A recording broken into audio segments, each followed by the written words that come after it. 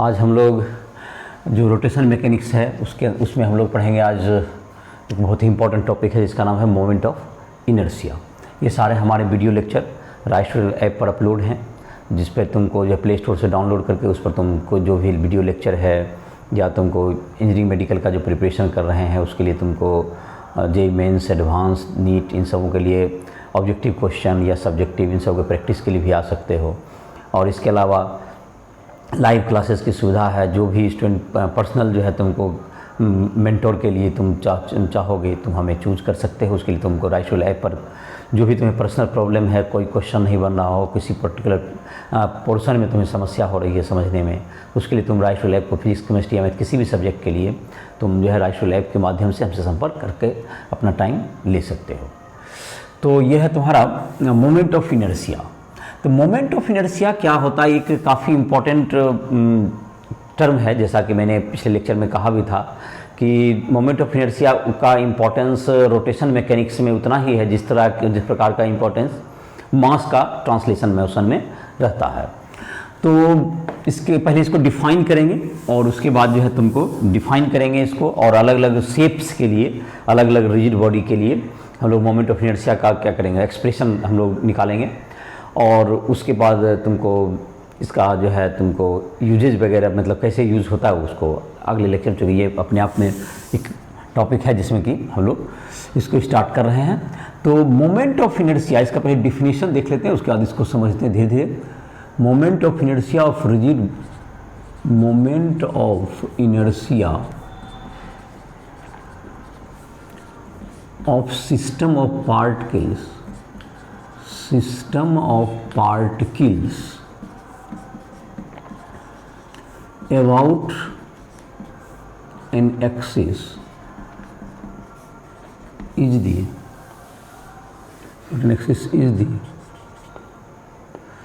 sum of product of mass of particle and square of distance between mass and axis of rotation, axis of rotation। तो इसका मतलब क्या हो गया कि तुमको मोमेंट ऑफ इनर्शिया का जैसे कि तुमको एक क्या होता है डिफिनेशन भी समझ में आएगा। मान लेते ये एक्सिस है तुम्हारा, इसके अबाउट हमें मोमेंट ऑफ इनर्शिया कैलकुलेट करना है। एक सिस्टम है जिसमें कि बहुत से मासेज हैं, जैसे कि यहाँ पर मास है m1 जो कि यहाँ से r1 डिस्टेंस पर है। इसी प्रकार से कोई मास है m2, ये यहाँ से मान लेते हैं कि r2 डिस्टेंस पर है। यहाँ पर मास है m3 और ये यहाँ पर से r3 डिस्टेंस पर है। तो मोमेंट ऑफ इनर्शिया एक्सिस के अबाउट क्या हो जाएगा तुमको, ये है एक्सिस ऑफ रोटेशन कह सकते हैं या रोटेशन के अबाउट। तो मोमेंट ऑफ इनर्शिया क्या हो जाएगा, मोमेंट ऑफ इनर्शिया जो है तुमको या mn तक हो, अगर पार्टिकल मान लेते हैं कि m3 हुआ तो यहाँ पर दे सकते हो डॉट डॉट डॉट करके क्या होगा तुम्हारा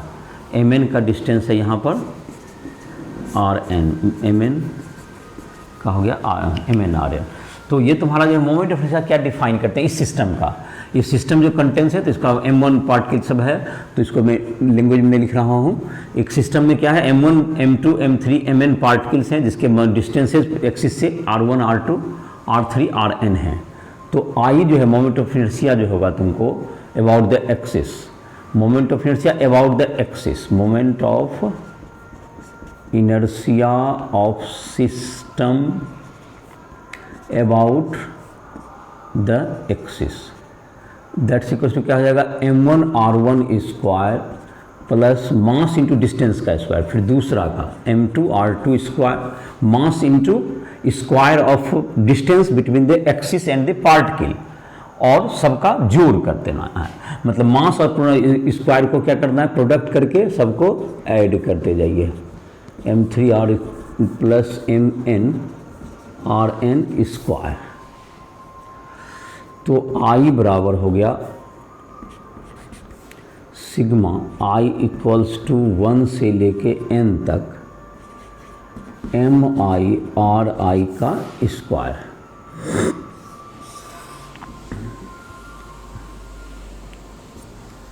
एम आई आर आई का स्क्वायर, ये होगा तुमको product of mass into distance का स्क्वायर। ये हो जाएगा तुमको m1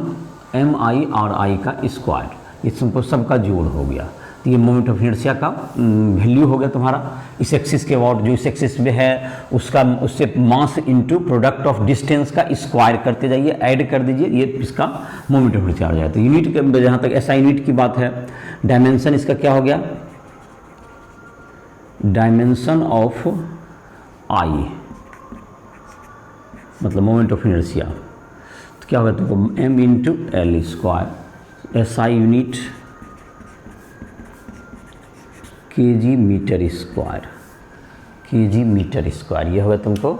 एस आई यूनिट हो गया। अब है तुमको इसके बाद हम लोग देखते हैं कि मोमेंट ऑफ इनर्शिया का तुमको जो वैल्यू होगा, अगर ये रिजिड बॉडी है, अगर ये रिजिड बॉडी है, जैसे इसमें तुमको ये जैसे कि कंटिन्यूस कुछ पार्टिकल्स हैं, इसका अगर कंटिन्यूस रिजिड बॉडी है तो उसके लिए क्या कर देंगे, तो मोमेंट ऑफ इनर्शिया निकालना हो फॉर कंटिन्यूस बॉडी तो उसके लिए हमको इंटीग्रेशन का सहारा लेना पड़ेगा। तो एक जैसे कि अगर if it is continuous body, इस जैसे कि एक तुमको सिस्टम है जिसमें कि क्या है तुमको बहुत से पार्टिकल हैं, और इसका मोमेंट ऑफ इनर्शिया निकालना है किसी एक्सिस के अबाउट, तो मान लेते हैं एक्सिस तुमको यहाँ है,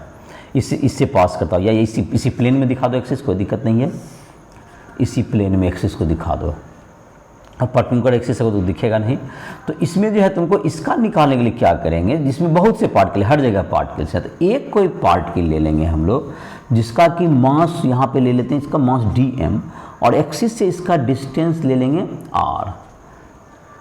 तो for continuous, for rigid body,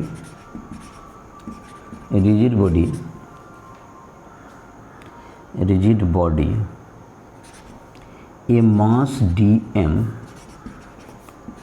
is taken at a distance r from axis of rotation, r from axis of rotation, its moment of inertia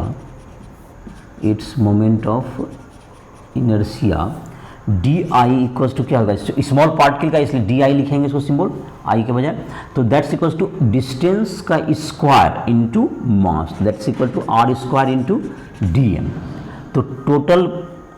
तो moment of inertia of the body, moment of inertia of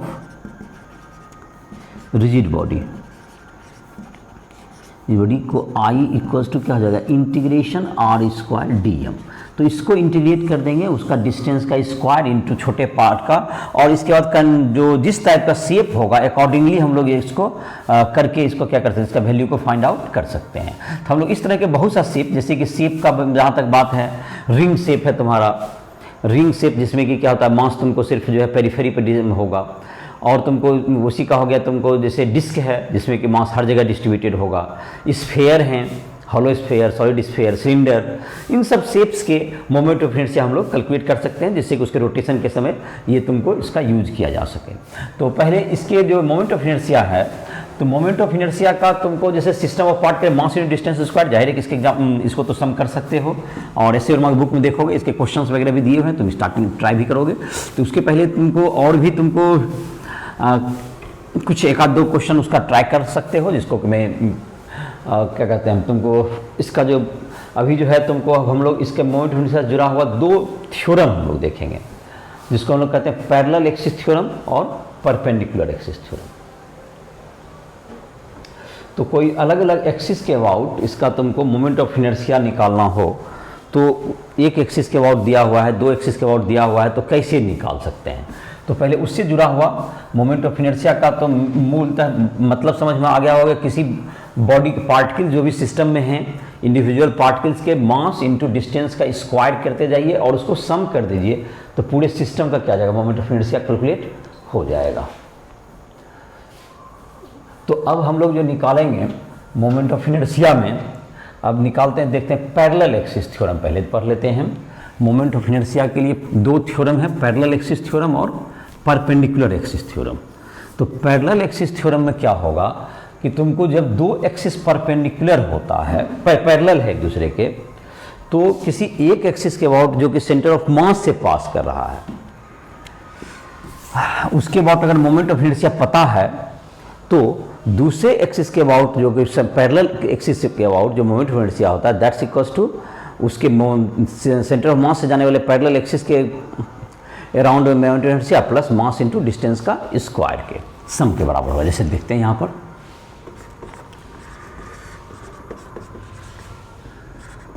parallel axis theorem,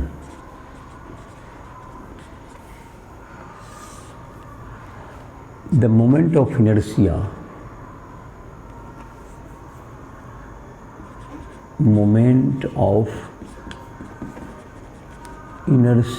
of rigid body about an axis is equal to sum of moment of inertia of the rigid body, sum of moment of inertia of the rigid body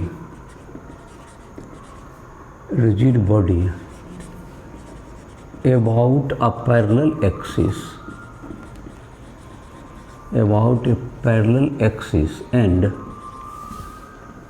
and product of mass and square of distance between the axis के distance के equal होगा। तो ये तुमको क्या हो जाएगा, जैसे कोई शेप ले लेते हैं, कोई भी बॉडी हो सकता है। जैसे इसको समझने के लिए एक जो मोमेंट ऑफ इनर्शिया जो कि एक एक्सिस जो होना चाहिए, इसमें जाहिर है पैरेलल एक्सिस थ्योरम लागू होने के लिए एक एक्सिस इसके सेंटर ऑफ मास से गुजरना चाहिए। ये गुजर रहा है सेंटर ऑफ मास से, एक्सिस गुजर रहा है। तो दूसरा एक्सिस कहीं भी इसके पैरेलल हो सकता है, वो बॉडी से पास कर रहा हो या बॉडी के बाहर हो, बॉडी के अंदर से भी जा सकता है। तो इसके बीच का डिस्टेंस अगर r है तो इसके अबाउट अगर मोमेंट ऑफ इनर्शिया अबाउट तुमको कोई भी एक्सिस है तो moment of inertia that is equal to I equals to I C M plus M into R square. M is equal to क्या हो गया, mass of the rigid body. M equals to mass of rigid body और R हो गया दोनों axis के बीच का distance. I बराबर I C M plus M R square. तो आई सी एम क्या हो गया तुमको, आई हो गया moment of inertia about the axis, इस एक्सिस के अबाउट हो गया मोमेंट ऑफ इनर्शिया, और आई सी एम हो गया तुमको moment of inertia about the parallel axis through centre of mass. ये आई सी एम को लिखते हैं moment of inertia M I of rigid body about parallel axis through center of mass, I is equal to ICM plus MR square. अगर जहाँ तक इसका proof की बात है, इसको भी हम लोग इंडिविजुअल पार्टिकल के आधार पर हम लोग इसको कैरी फॉरवर्ड कर सकते हैं। जैसे देखो, अगर तुमको कोई पार्टिकल लेते हैं, कोई पार्टिकल अगर हम लोग यहाँ से ले लें, अगर ये तुमको एक पार्टिकल ले लेते हैं जिसका मास एम आई और डिस्टेंस इससे आर आई है, इस सेंटर ऑफ मास वाले से यहाँ से आर आई डिस्टेंस है, तो यहाँ पर एम आई हो गया और यहाँ पर है आर आई। एम आई या इधर से ले लो, चलो इसको जैसे कि है, ये तुमको ले लो, यहाँ पर पार्टिकल शो कर देते हैं एक रिजिड बॉडी में जिसका मास है एम आई और यहाँ से डिस्टेंस है आर आई। तो एम आई आर आई तो आई बराबर क्या हो जाएगा तुमको, एम आई आर आई, यहाँ पर ये डिस्टेंस हो गया, तो आई बराबर हो जाएगा समेशन आई इक्वल्स टू 1 से n M I into R I plus R का जो एक्सिस है उसके अबाउट जो डिस्टेंस देख रहे हैं, यहाँ से इस एक्सिस के अबाउट मोमेंट निकालना है हमको, तो जो पैरेलल एक्सिस है, तो पैरेलल एक्सिस जो कि यहाँ पर है इसके अबाउट निकालें, तो यहाँ से इसके सेंटर ऑफ मास से इसका डिस्टेंस हमने आर आई एज्यूम किया है, तो यहाँ से इसका डिस्टेंस दे सकते हैं आर आई प्लस आर हो गया, या तो माइनस आर का, इधर इस साइड लेते हैं तो माइनस आर का हो जाएगा, उससे कोई अंतर नहीं पड़ेगा, जो भी डिस्टेंस है उसका ले सकते हैं, लोग सम कर देंगे सबके लिए। तो I इज इक्वल टू क्या हो जाएगा, इसी एक्सप्रेशन को अगर हम लोग आगे बढ़ाएं तो सिग्मा करने का तरीका होगा I इज इक्वल टू 1 से n एम आई इंटू इसका जो है तुमको हो जाएगा आर आई का square plus R square plus 2r into R I, ऐसा लिख सकते हैं। और सिग्मा में समेशन करने में तुमको तीनों को अलग अलग कर सकते हो, जैसे डिफ्रेंशिएशन इंटीग्रेशन में अलग अलग करते हो उसी टाइप से समेशन भी एक प्रकार का सम ही करना, इंटीग्रेशन भी एक प्रकार का सम ही है। I इक्वल टू 1 से n, ये हो गया तुमको M I into R I का square plus summation I equal to 1 से n R square into M I, R square into M I plus summation I equal to 1 से n 2 M I R I into R, 2 M I R I into R. चलो तो इसका value क्या होगा, ये देखो तुम्हारा क्या होगा, ये M I sigma M I R I का स्क्वायर, ये तो लग रहा है कि तुमको इस सभी पार्टिकल जो भी सिस्टम में होंगे सबका इससे जो है तुमको सेंटर ऑफ मास से गुजरने वाले एक्सिस के अबाउट क्या होगा तुम्हारा, ये उसके अबाउट ये मोमेंट ऑफ इनर्शिया का एक्सप्रेशन, मास इंटू डिस्टेंस का स्क्वायर और सबका सम। तो ये तुम्हारा बन गया, ये टर्म क्या बन गया, I equals to I C M बन गया ये तुमको, प्लस ये आर स्क्वायर कॉन्स्टेंट ही है तो इसको बाहर कर देंगे, तो ये हो जाएगा समेशन आई इक्वल्स टू 1 से n इंटू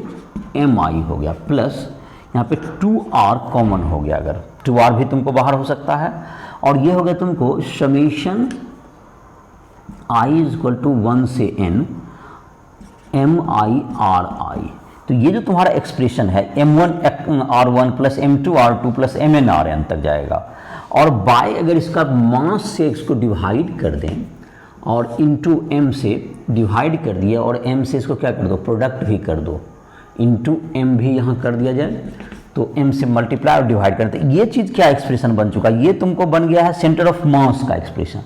ये तुमको m1 r1 plus m2 r2 by total mass, ये सेंटर ऑफ मास, और सेंटर ऑफ मास से ही हम ओरिजिन ले रहे हैं, इट इज और सेंटर ऑफ मास से ही इसका डिस्टेंस हुआ, तो दैट्स इक्वल्स टू क्या होगा, यहाँ से I C M plus R square into M plus 2r into 0 into M, ये हो गया तुमको position of centre of mass from centre of mass, जो कि जीरो डिस्टेंस पे है, position of centre of mass from centre of mass, that is zero distance पे ही, तो ये तुम्हारा हो गया, तो दैट्स इक्वल्स टू क्या हो गया, आई बराबर I C M plus M R square, ये तुम्हारा हो गया मास इंटू डिस्टेंस का स्क्वायर, तो ये तुमको हो गया पैरेलल एक्सिस थ्योरम का प्रूविंग हो गया। जैसे इस पर एक आध क्वेश्चन भी देख, इससे थोड़ा सा और क्लियर हो जाएगा थ्योरम का। थ्योरम में तुमको एक एक्सिस निश्चित रूप में किसे पास करना चाहिए, सेंटर ऑफ मास से इसको जब लागू कर रहे हैं, और वो तुमको जाहिर है कि सम उसमें सम करना है, मतलब सेंटर ऑफ मास के अबाउट जो मोमेंट ऑफ इनर्शिया है सभी पैरेलल एक्सिस में उसके अबाउट कम होगा, और बाकी कोई भी एक्सिस होगा वहाँ से तो उसके अबाउट मोमेंट ऑफ इनर्शिया तुमको उससे अधिक ही होगा, क्योंकि डिस्टेंस जो है तुमको वहाँ पर स्क्वायर का सम करना है। तो आई, जैसे कि अभी तुमको दिया हुआ है एक रॉड है जिसका कि मोमेंट ऑफ इनर्शिया तुमको सेंटर ऑफ मास से गुजरने वाले एक्सिस के अबाउट ml स्क्वायर बाय 12 है, तो उसका मोमेंट ऑफ इनर्शिया आपको बताना है एक एक्सिस के अबाउट जो कि इंड से पास कर रहा हो। जैसे इसको फिगर के द्वारा भी क्वेश्चन को लिखते समझाते हैं। उसको एक क्वेश्चन तुम्हें है,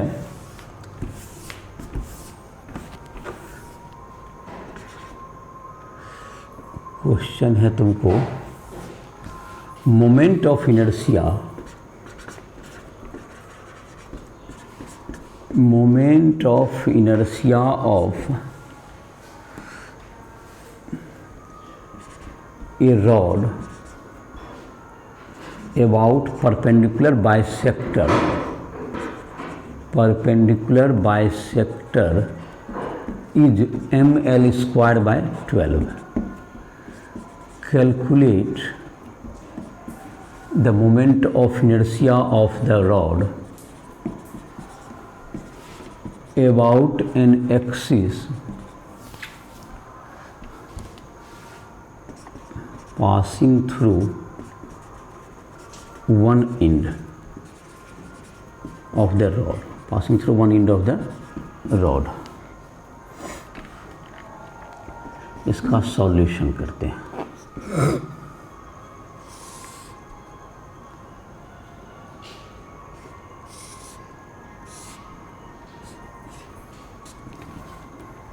तो इस एक्सिस के अबाउट इसका मोमेंट ऑफ इनर्शिया दिया हुआ है, और इसका जाहिर है कि मास m होगा और लेंथ l है। उसमें जो सिंबल यूज किया गया है ये m × l²/12, ये तुमको सेंटर ऑफ मास से गुजरने वाला एक्सिस है, इसके अबाउट हो गया। तो एक इंड से जो पास कर रहा है यहाँ पर इसके अबाउट हमको मोमेंट ऑफ इनर्शिया कैलकुलेट करना है I, और इसको हम लोग क्या कर सकते हैं ICM, ये सेंटर ऑफ मास से पास कर रहा है, दोनों पैरेलल एक्सिस भी हो गया, दोनों पैरेलल एक्सिस भी है, तो दैट इज़ ये सेंटर ऑफ मास से पास करने वाला एक्सिस, दैट इज ICM हो गई। और ये दोनों के बीच में डिस्टेंस, ये रॉड का मास अगर m है, l है, ये डिस्टेंस क्या हो गया l/2 हो गया। I बराबर क्या हो गया ICM प्लस m × r², तो r का मतलब हो गया l/2 का होल स्क्वायर, तो I बराबर ml²/12 जोड़ ml²/4, तो I बराबर ml² 12 1 जोड़ 3, तो I बराबर क्या हो गया ml²/3। ये मोमेंट ऑफ इनर्शिया हो गया ml²/3। तो ये तुम्हारा क्या हो गया, जो रॉड का अगर इंड से पास करेगा तो इसको तुम रिजल्ट के रूप में भी याद कर सकते हो, जो तुम्हें ज़रूरत भी पड़ेगी, और ऐसे इसको इंटीग्रेट करके भी हम लोग निकालने का कोशिश भी करें, रिजल्ट यही होता है। तो ml²/12 हो गया तुमको इस एक्सिस, जो कि रॉड का मोमेंट ऑफ इनर्शिया इसके अबाउट होता है, जो सेंटर ऑफ मास से पास कर रहा है, जिसमें कि रॉड का मास m और लेंथ l है, तो से जो इंड से जाएगा उसके अबाउट हो गया ml²/3 तुमको उसका। और बाकी किसी भी जगह से जिसका भी डिस्टेंस दिया होगा उसका पैरेलल एक्सिस थ्योरम की हेल्प से, एक दिया हुआ है सेंटर ऑफ मास या किसी के अबाउट, तो दूसरा एक्सिस का पैरेलल एक्सिस का हम लोग कैलकुलेट करने में इसकी मदद ले सकते हैं। तो ये तुम्हारा हो गया मोमेंट ऑफ इनर्शिया, एक पैरेलल एक्सिस थ्योरम का एक एग्जांपल हो गया तुम्हारा। अब हम लोग देखते हैं परपेंडिकुलर एक्सिस थ्योरम, एक है perpendicular axis theorem. Perpendicular axis theorem में ये है तुमको, ये प्लेनर बॉडी के लिए लागू होता है। प्लेनर बॉडी का मतलब हो गया जैसे कि तुमको डिस्क है, रिंग है या रेक्टेंगुलर लेमिना है, इन सबों के लागू होगा। 3 डायमेंशन शेप जैसे कि स्फेयर, सिलेंडर जो कि तुम्हें है, कोन, इन सबों के लिए ये जो थ्योरम है लागू नहीं होगा। एक प्लेन में बॉडी है तो उसके 2 एक्सिस होंगे जो उस प्लेन में हो गए, जिसको हम लोग जिसके द्वारा रिप्रेजेंट कर सकते हैं उसको। तो अगर ये एक्सिस एक्स वाई एक्सिस माने, जो कि उस प्लेनर बॉडी के प्लेन में हो, 2 एक्सिस जो एक्स वाई हो, और तीसरा एक्सिस अगर जेड हम मान लें उसके प्लेन के परपेंडिकुलर हो, तो ये कहा, और तीनों एक्सिस अगर एक ही पॉइंट से पास कर रहा है, तो जो परपेंडिकुलर एक्सिस जो कि अबाउट जो मोमेंट ऑफ इनर्शिया होता है वो प्लेन में जो कि दोनों एक्सिस हैं उसके मोमेंट ऑफ इनर्शिया के सम के इक्वल होता है। Parallel perpendicular axis theorem.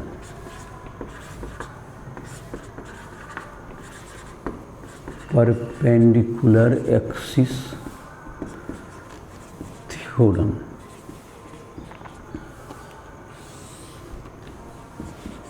The moment of inertia of planar body about an axis perpendicular to the plane is equal to the sum of moment of inertia of the body about two perpendicular axes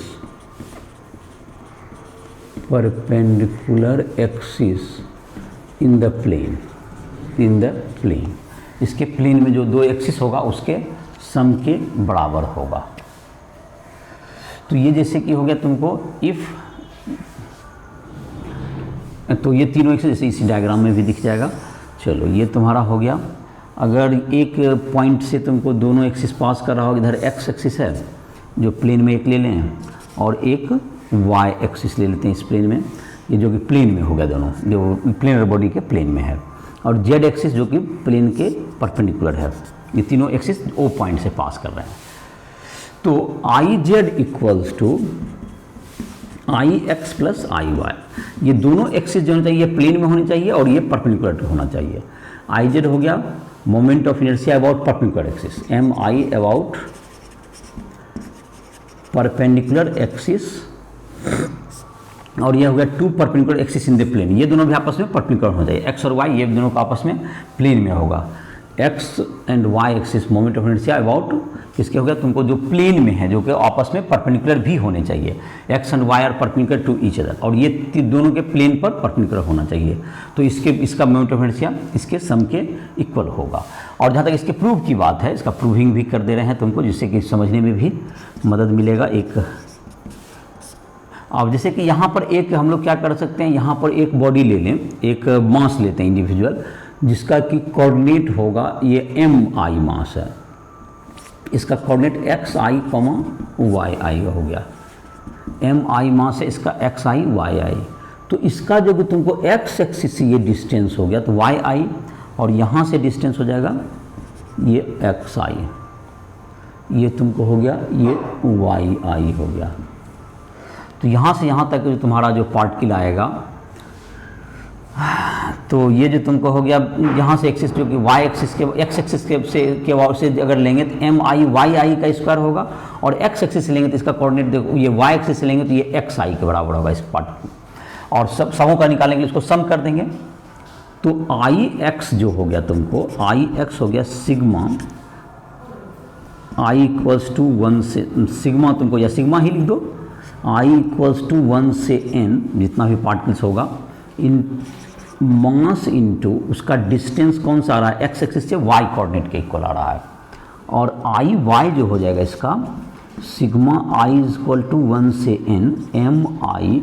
Y axis इसका distance हो गया x आई के square के बराबर, इसके x axis से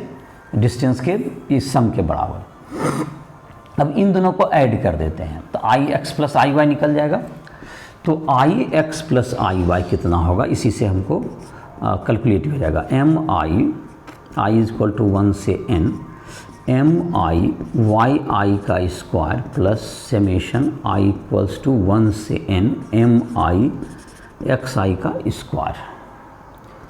तो I X plus I Y that's equal to क्या होगा तुमको सिग्मा, ये दोनों को एक साथ कर सकते हो, M I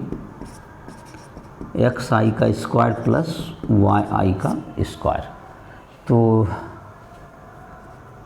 I X plus I Y बराबर क्या हो गया, sigma I is equal to 1 से n M I X I का स्क्वायर जो वाई आई का स्क्वायर। ये क्या हो जाएगा तुमको, ये देखो ये जो पार्टिकल है इसका जेड एक्सिस से डिस्टेंस के बराबर हो गया। ये तुमको यहाँ पर से देखोगे, ये जो पार्टिकल है तुम्हारा एक्सिस से यहाँ से देखें, ये जो परपेंडिकुलर एक्सिस है, तो यहाँ से इसका जो डिस्टेंस देखेंगे ये तुम्हारा क्या है, पाइथागोरस थ्योरम से भी देख रहे हैं, इसके क्या हो गया इक्वल हो गया एम आई। तो इसको लिख सकते हो आई जेड लिख सकते हैं, इससे इसका डिस्टेंस के स्क्वायर के बराबर हो गया ही। और तो इसका मतलब हो गया कि तुमको यहाँ से जेड एक्सिस से इसके डिस्टेंस के बराबर है, तो दैट्स इक्वल्स टू क्या हो गया तुमको, ये आई जेड हो गया तुम्हें। इसको हम लोग क्या लिख सकते हैं, I X plus Y I Y equals to I Z. ये तुम्हारा ये सारा एक्सप्रेशन जो है तुम्हारा, देखो ये जो तुम्हारा हो गया, जैसे यहाँ पर देखें ये जो पार्टिकल था तुम्हारा, ये तुमको एक जेड एक्सिस से जो इसका डिस्टेंस हो, यहाँ से था तुमको एक्स आई, ये वाई आई था, ये एक्स आई ये डिस्टेंस है वाई आई, तो ये तुमको क्या हो गया, ये जो डिस्टेंस हो जाएगा इसका स्क्वायर हो जाएगा तुमको अंडर रूट क्या हो गया एक्स आई का स्क्वायर जो हाइपोटेनियस, तो यहाँ से जो इसका डिस्टेंस होगा तो इसका स्क्वायर करेंगे तो ये रूट समाप्त हो जाएगा, तो एम आई जेड आई इसका स्क्वायर। तो इसका जो प्रूविंग है वो शायद एनसीईआरटी बुक में नहीं दिए गए हैं, तो थ्योरम का जो है रिजल्ट ही, रिजल्ट का मतलब रिजल्ट को देखना है, और थ्योरम काफ़ी प्रूविंग काफ़ी आसान भी है और माइंड में भी तुम्हें आगे आगे इस मोमेंट इनर्शिया को समझने में भी आसानी होती है। अब जैसे कि इस थ्योरम का यूज़ करके एक आध क्वेश्चन देखते हैं, उससे भी तुम्हें और क्लैरिटी आएगी। तो कुछ जो रिजल्ट मैं लिखूंगा उसको भी तुम याद करोगे, इसको तुम प्रूव भी कर सकते हो। इसे एनसीईआरटी बुक में इसको प्रूविंग तो नहीं किया गया है, लेकिन इंटीग्रेशन को और बेहतर समझने के लिए हम लोग इसके प्रूफ को भी देखेंगे। कुछ एक रिजल्ट्स के मतलब मोमेंट ऑफ इनर्शिया कैसे हम लोग कैलकुलेट करते हैं। जैसे कि अभी रॉड का हमने देखा था कि मोमेंट ऑफ इनर्शिया का रिजल्ट क्या था, तो अगर एक्सिस सेंटर ऑफ मास से पास कर रहा परपेंडिकुलर बाइसेक्टर है तो उसका मोमेंट ऑफ इनर्शिया होता है ml²/12। और तुमको जो कि दूसरा एक्सिस अगर तुमको इंड के अबाउट जाता है, इंड के अबाउट तो ml²/3।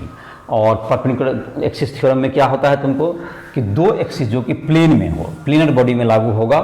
दो उसके जो एक्सिस हैं जो कि प्लेन में हो और आपस में परपेंडिकुलर होने चाहिए, उसके सम के इक्वल होता है moment of inertia of the rigid body about A perpendicular axis passing through the cutting point of the two axis. जैसे कि अब एक क्वेश्चन के द्वारा इसको समझते हैं। Find the moment of inertia of ring, circular ring कह सकते हो, circular ring of mass m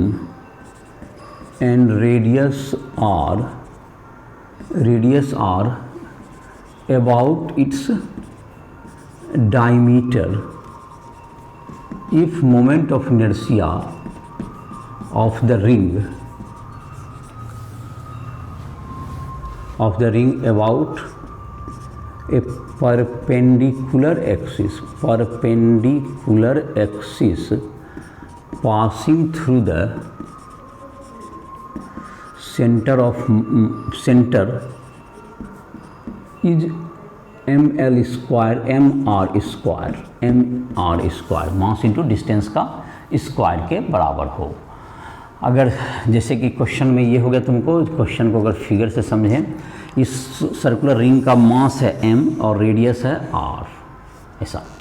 और इसका जो तुमको है इसका दिया हुआ है कि एक एक्सिस जो कि प्लेन के परपेंडिकुलर होगा, जो कि जेड एक्सिस भी अभी कह रहे थे हम लोग, इसके अबाउट मोमेंट ऑफ इनर्शिया इसके अबाउट mr स्क्वायर है इस रिंग का, और एक डायमीटर के अबाउट हमें,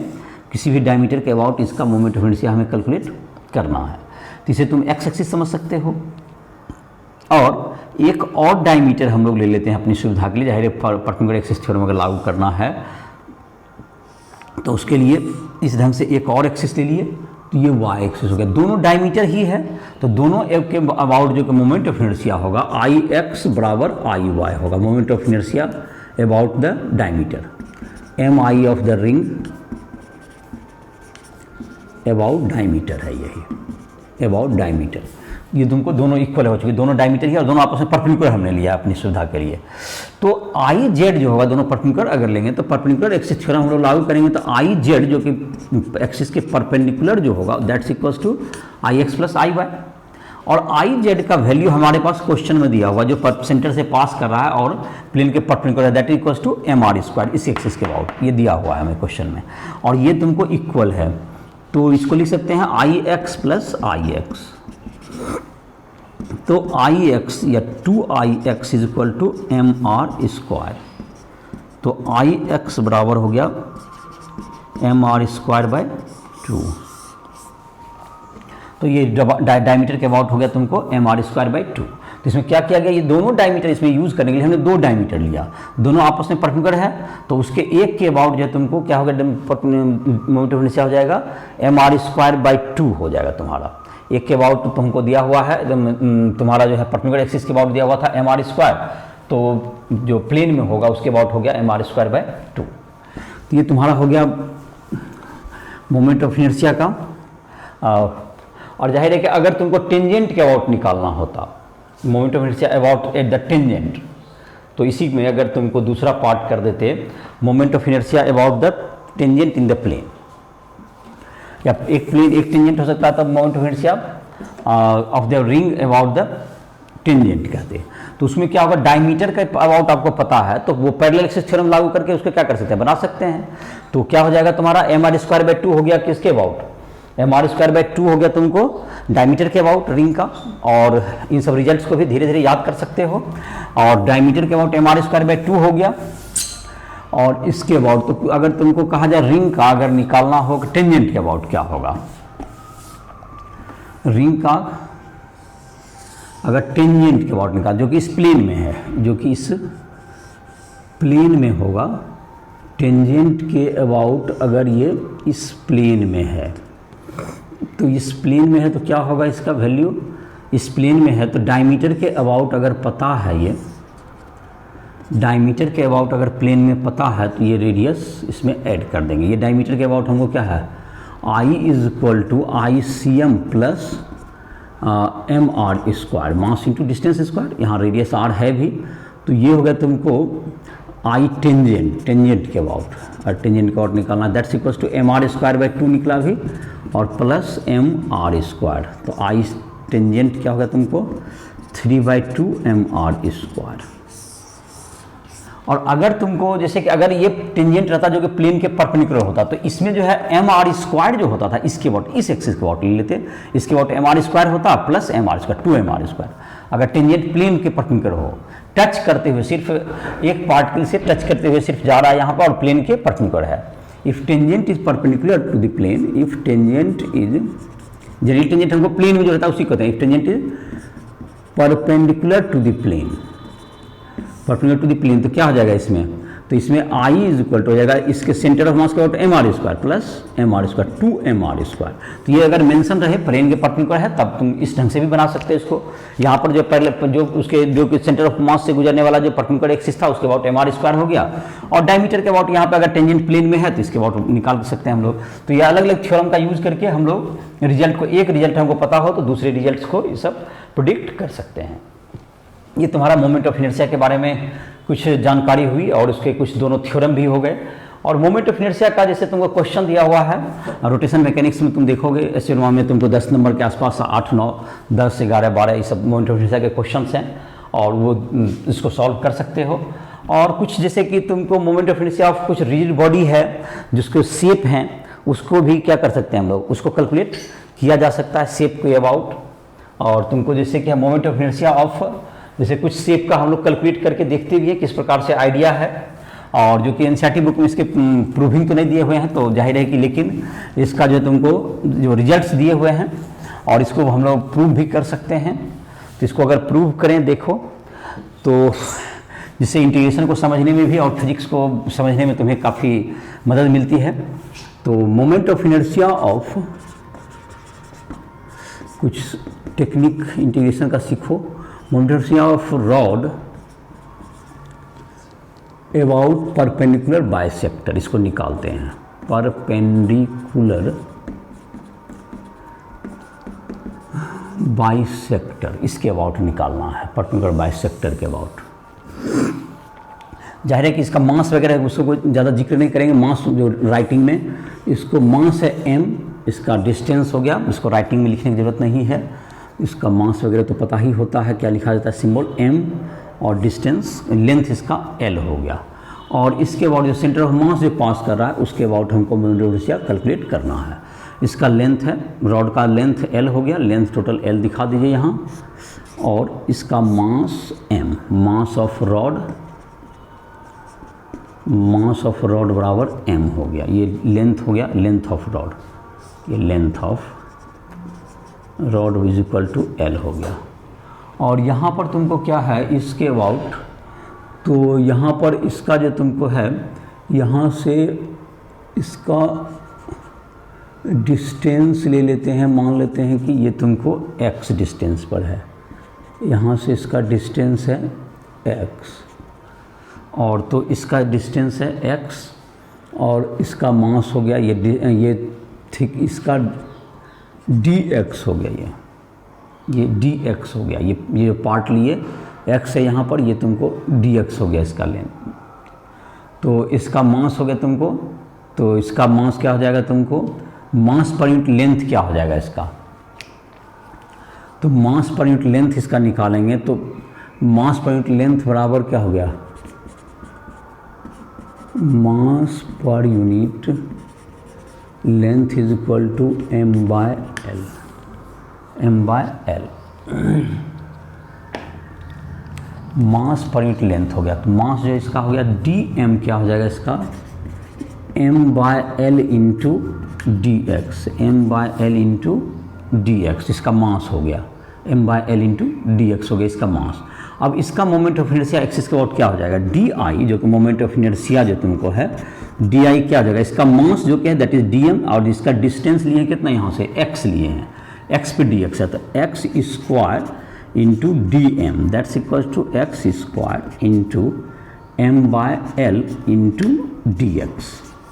अब पूरे काम निकालने के लिए क्या करेंगे, इसी तरह के बहुत से कंटिन्यूस पार्टिकल से मिलके बना हुआ होगा ये रॉड, तो इसका इंटीग्रेट हम लोग कर देंगे अगर, तो पूरा निकालने के लिए इसका x का वैल्यू देखो, इस पार्ट के लिए x है, अगर इससे जो सटा हुआ रहेगा इसके लिए 0 होगा, और अगर हमको रॉड का लेफ्ट एंड देखें तो इसका कोऑर्डिनेट -l/2 हो जाएगा x का, और इसके लिए राइट एंड के लिए +l/2। तो I बराबर क्या हो जाएगा तुमको, I बराबर इंटीग्रेशन -l/2 से +l/2 तक जाएगा, और तुमको ये क्या हो जाएगा, m इंटू क्या होगा तुमको, x square into m/l into x square into dx that's equals to m/l हो गया, x स्क्वायर का क्या हो गया, x³ 3 और -l/2 से लेके +l/2 तक, दैट्स इक्वल्स टू हो गया m/3l इंटू l/2 का क्यूब माइनस l/2 का क्यूब, तो l²/8 जोड़ l²/8, तो ये तुमको कैलकुलेट करके हो गया तुमको ml²/12 हो गया, ml²/3 है यहाँ पर, और 3 × 2 से यहाँ पर, तो ml²/4 दैट इज ml²/12, एक l कैंसिल हो जाएगा, तो ml²/12 आ गया तुम्हारा, इसको कैलकुलेट कर दिया। तो इसको कैसे निकाला गया, इसको फिर से देख सकते हो, क्या हमको करना यही था काम, इसके तुमको इस एक्सिस से जो कि है, इससे सभी इस रॉड के सभी पार्टिकल का मास इंटू डिस्टेंस का स्क्वायर का सम निकालना था। इस पार्टिकल का तुमको जो है मास इंटू डिस्टेंस का स्क्वायर का सम निकालना है। तो इसके लिए क्या कर सकते हैं हम लोग, इसका मास इंटू डिस्टेंस का स्क्वायर का सम लेना है, तो यहाँ तो इन्फिनिटी नंबर ऑफ पार्टिकल्स हैं, तो जाहिर है कि इसके लिए क्या करना होगा, हमको इंटीग्रेशन का टेक्निक लगाना होगा। तो एक हम लोग स्मॉल मास ले लिए dx जिसका लेंथ है, और इसका dx और इसका डिस्टेंस जो है एक्सिस से x है, इसका एक्सिस से डिस्टेंस x है, और इसका जो तुमको इस पार्टिकल का मास लिए, मास तो dm इसका निकाल लेंगे। अगर l लेंथ है रॉड का तो इसका मास m है, तो a1 का क्या होगा m/l, और तो dx लेंथ का कितना हो गया m/l इंटू dx, dm हो गया, इसको नाम दे सकते हैं। इसका मोमेंट ऑफ इनर्शिया निकालना है, that equal to x square, इसका डिस्टेंस का स्क्वायर इंटू इसका मास से मल्टीप्लाई कर दिए, इस छोटे से पार्टिकल का निकल गया, तो छोटे से पार्ट का निकल गया। अब इसका पूरा का निकालने के लिए हमको इंटीग्रेट करेंगे, तो इसमें जो कि x का जो वैल्यू है, इस इंड के लिए -l/2 लग रहा है x कोऑर्डिनेट, और इस इंड के लिए +l/2, तो -l/2 से +l/2 तक इंटीग्रेट कर देंगे, और जाहिर है कि इंटीग्रेट करके हम लोग इसका वैल्यू निकाल सकते हैं। तो ये रॉड का तुमको निकल गया। अब अगर जैसे कहता कोई इंड से निकाल दिया, तो आप इंड से निकालने के लिए क्या कर सकते हैं, पैरेलल एक्सिस थ्योरम लगा सकते हैं। तो पैरेलल एक्सिस थ्योरम लगा जैसे बताया गया था, तो ml² + m × l/2 का whole square that is equal to ml² 3, और अगर चाहोगे पहले शुरुआत से ही हम अगर इधर से ही निकालना चाहें इंड से, तो आप एक्सिस को इंड से डायरेक्ट पास करा के यहीं से 0 से L तक इंटीग्रेट कर दीजिए। इंड को अगर इंड से पास करा दें तो यहाँ से x लेंगे, तो यहाँ पर 0 से L इंटीग्रेट करेंगे, हमारा क्या हो जाएगा mL² 3 आ जाएगा। डायरेक्ट भी करने का कोशिश कर सकते हो अपने स्टूडेंट के लिए। मैंने कहा कि अगर तुमको एक्सिस इंड से पास करेगा, तो जैसे तुमको एक प्रैक्टिस करने के लिए तुम इसको कर सकते हो, तो इंड से पास करेगा तो एक जो यहाँ पर पार्टिकल लोगे तो इसका क्या हो जाएगा, यहाँ से डिस्टेंस तो x लोगे, और तो यहाँ पर लिमिट देखो क्या हो जाएगा तुम्हारा, लिमिट इसमें सिर्फ अंतर हो जाएगा 0 से L हो जाएगा, -L/2 से +L/2 की जगह। तो ये तुमको इंड से जिसका रिजल्ट आ जाएगा mL²/3। तो तुम इसको कैलकुलेट इस पैरेलल एक्सिस थ्योरम से तभी एक एग्जांपल बताए भी थे, और इसको क्या कर सकते हो, इंटीग्रेट करके तुम कोशिश कर सकते हो बनाने का। और किसी भी एक्सिस में वहाँ पर जहाँ से रहेगा वहाँ से डिस्टेंस हम लोग लेंगे, अकॉर्डिंग टू लिमिट पुट कर देंगे। तो ये रॉड का तुमको मोमेंट इनर्शिया हो गया। अब जैसे कि तुमको निकालना है रिंग का moment inertia of ring about, तुमको जो है कि perpendicular axis through centre of mass, through centre. तो moment of inertia of ring अगर है तुमको, moment of inertia of ring है,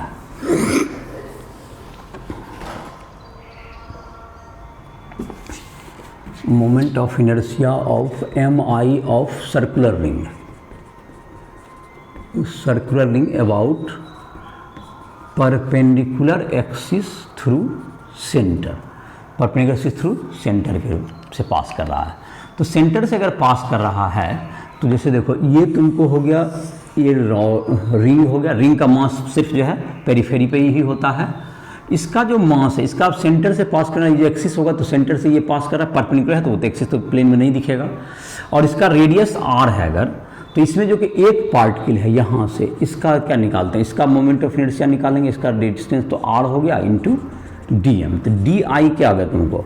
r² इंटू dm, मास इंटू डिस्टेंस का स्क्वायर। तो I इसमें dm में इसको तो आसान है करना, क्योंकि r तो हमको कांस्टेंट ही है, तो इसको निकालने में क्या होगा, r² कांस्टेंट हो गया, तो dm क्या होगा, इसमें लेंथ वगैरह निकालने में इसमें कोई दिक्कत ही नहीं, वेरिएबल ही नहीं, r हर जगह कांस्टेंट है, बाहर ही आ गया।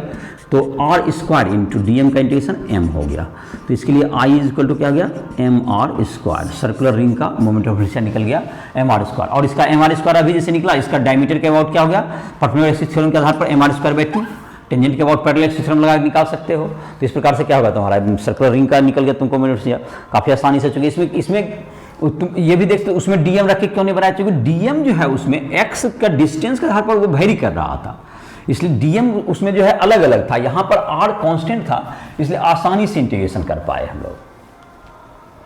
अब मोमेंट ऑफ सर्कुलर डिस्क देखते हैं। देखो सर्कुलर डिस्क अगर निकालना हो या रेक्टेंगुलर लेमिना निकालना हो तो उसका मास एरिया वाइज डिवाइड था, ये दोनों था लेंथ वाइज डिवाइडेड था। इसमें भी तुमको इसमें लेंथ वाइज डिवाइड था, रॉड में भी और इसमें भी। अब है moment of inertia of circular disc, circular disc about perpendicular axis, perpendicular axis through centre, centre से पास करा परपेंडिकुलर एक्सिस के लिए।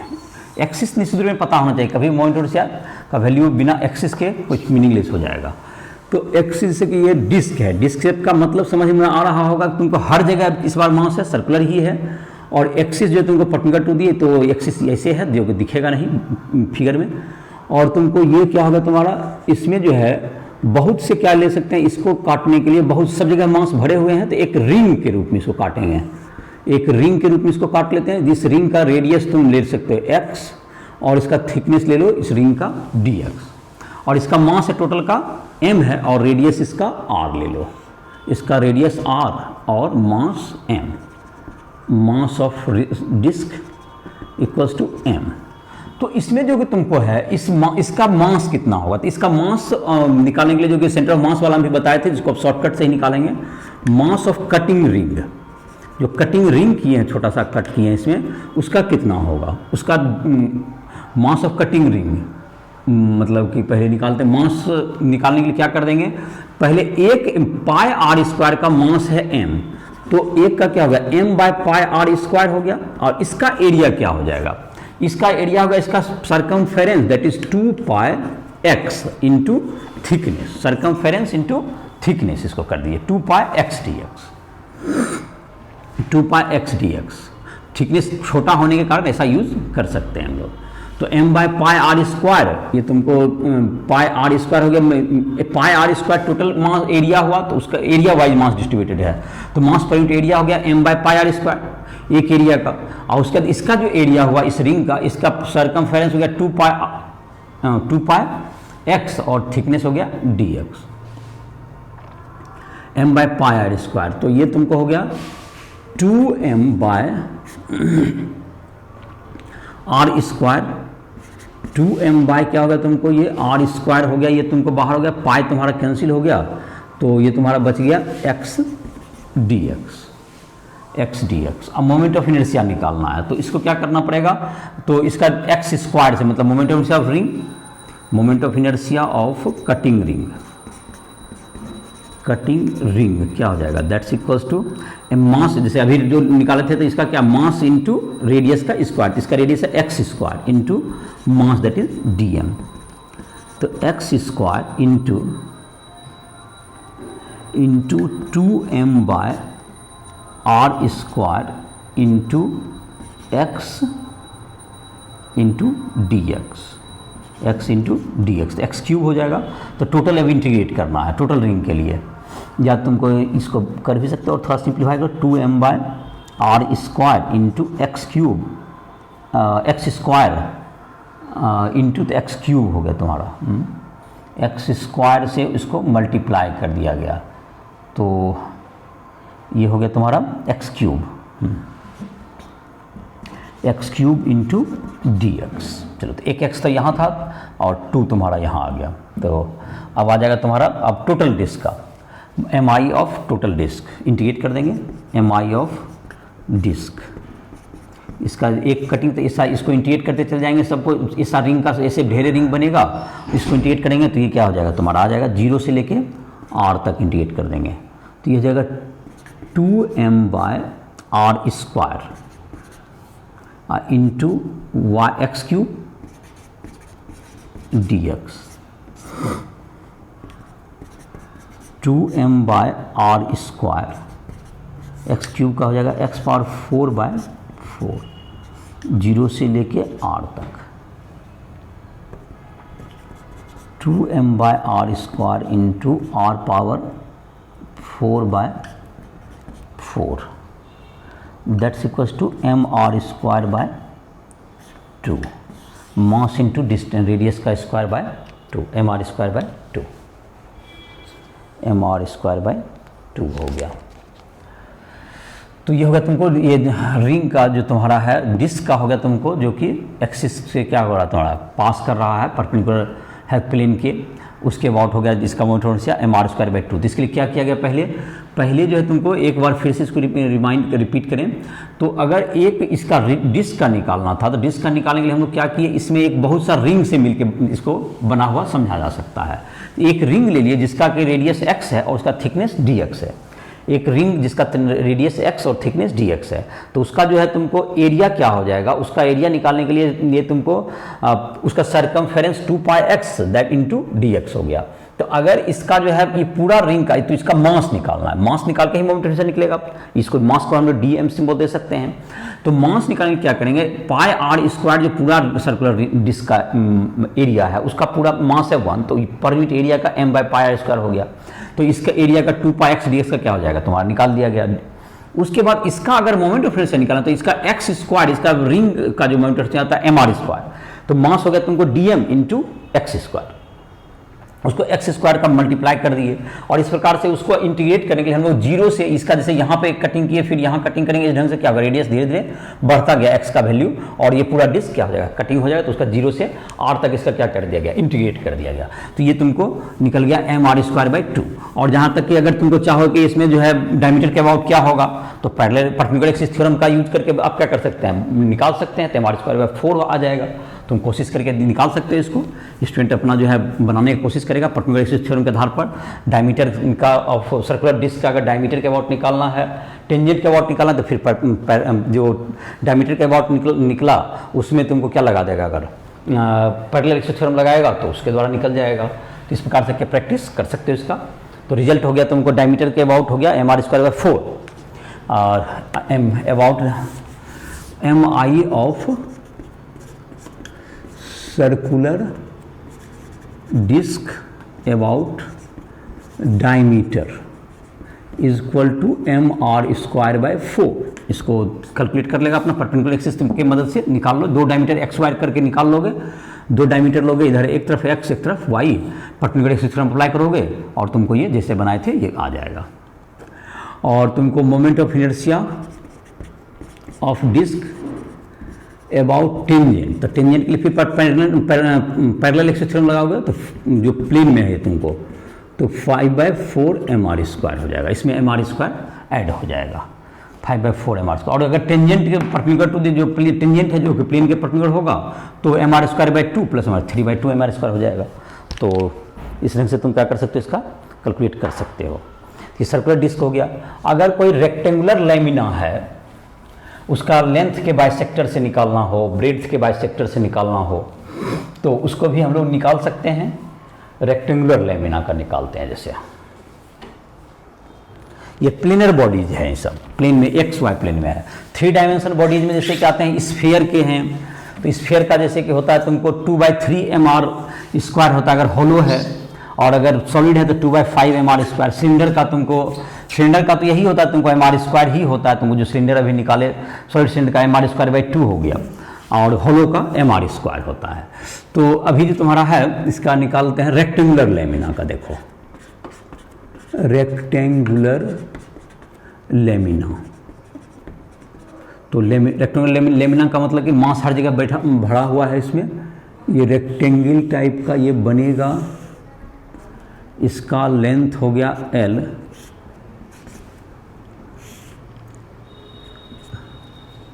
और इसका हो गया ब्रेड्थ हो गया B।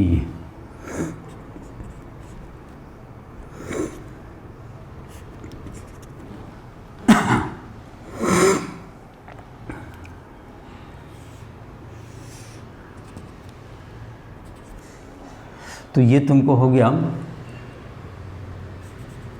यहाँ पर,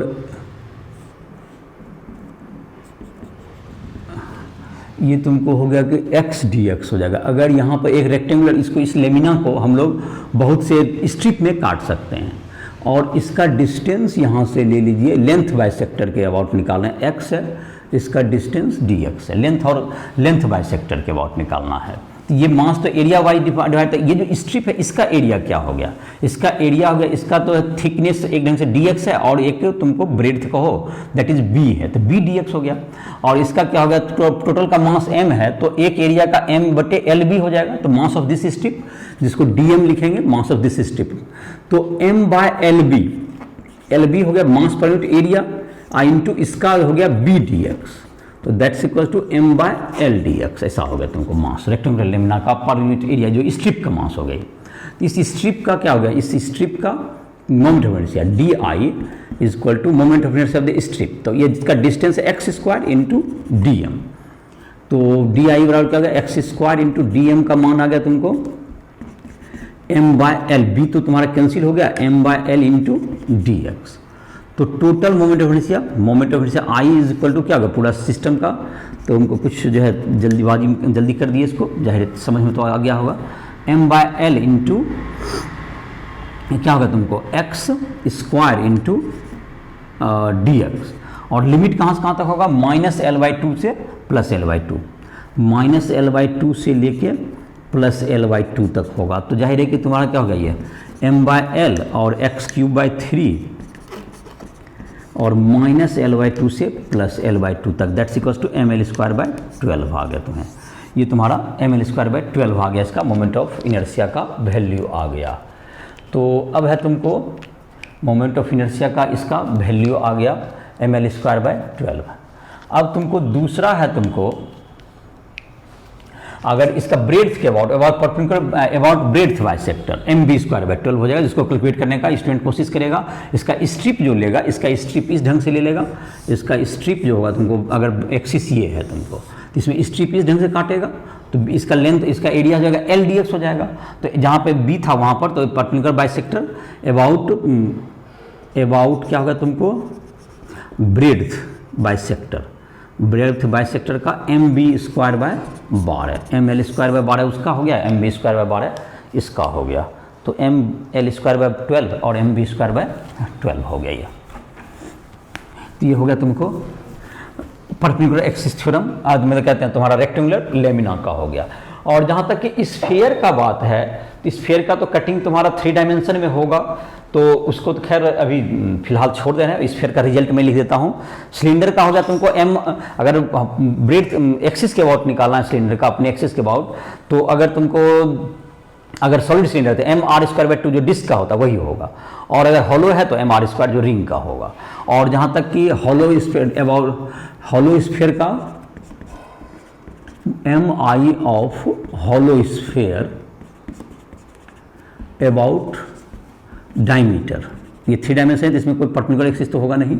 that's equal 2/3 mr²। mi of solid cylinder, solid sphere